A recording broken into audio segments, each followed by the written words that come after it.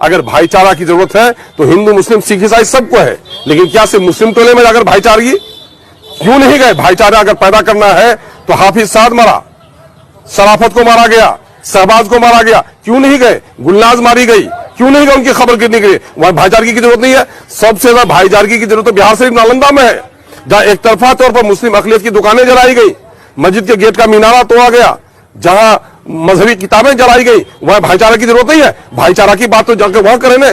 इस वक्त नीतीश कुमार जी बेहतरीन मदारी है, उनके कुछ जमूरे हैं जो निकले हैं ये तमाशा करने के। दोस्तों मैं रेहान और आप देख रहे हैं RBN live news. RBN live news में आपका स्वागत है। दोस्तों आपने अगर अभी तक मेरा चैनल को सब्सक्राइब नहीं किए हैं तो सब्सक्राइब कर लीजिए। भागलपुर में किसानों के खिले चेहरे, बारिश के बाद धान की रोपनी शुरू हो गई। कम पानी होने की वजह से परेशान थे किसान।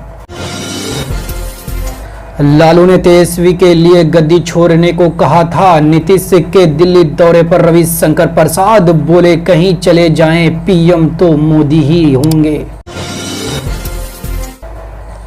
भोजपुर में पति पत्नी और बेटे की बेरहमी से पिटाई, जमीन बेचने को लेकर चल रहा था विवाद, रिश्तेदारों ने मिलकर पीटा। मनरेगा मजदूर पति पत्नी लाल किले के झंडा तले हुए शामिल, किशनगंज से अतिथि के रूप में गए दिल्ली। नालंदा में मोबाइल चोरी का आरोप लगना पड़ा महंगा, बदमाशों ने लाठी डंडे से घेर कर घर वालों को पीटा। सुपौल में हड़ताल पर मुखिया पंचायत के सभी कार्य का किया बहिष्कार, 10,000 रुपया मासिक वेतन की डिमांड। अगर भाईचारा की जरूरत है तो हिंदू मुस्लिम सिख ईसाई सबको है, लेकिन क्या सिर्फ मुस्लिम टोले में जाकर भाईचारगी क्यों नहीं गए? भाईचारा अगर पैदा करना है तो हाफिज साद मरा, शराफत को मारा गया, शहबाज को मारा गया, क्यों नहीं गए? गुलनाज मारी गई, क्यों नहीं गए उनकी खबर गिरने के लिए? वहां भाईचारगी की जरूरत नहीं है। सबसे ज्यादा भाईचारगी की जरूरत तो बिहार शरीफ नालंदा में है, जहां एक तरफा तौर पर मुस्लिम अकलियत की दुकानें जलाई गई, मस्जिद के गेट का मीनारा तोड़ा गया, जहां मजहबी किताबें जलाई गई, वहां भाईचारा की जरूरत नहीं है। भाईचारा की बात तो जाकर वहां करें ना। इस वक्त नीतीश कुमार जी बेहतरीन मदारी है, उनके कुछ जमूरे हैं जो निकले हैं ये तमाशा करने के लिए मुस्लिम बस्तियों में। ये दरअसल इनका बहाना है कि एमआईएम को रोको, है ना, और कहीं से भी अकलियत के लोगों के दरमियान में लीडरशिप पैदा होने नहीं दो। अगर है इनके लोग ये जमूरे कर रहे हैं, ये काम इनका मामला है, तो ये उर्दू के टीचरों की बहाली क्यों नहीं हो पा रही है?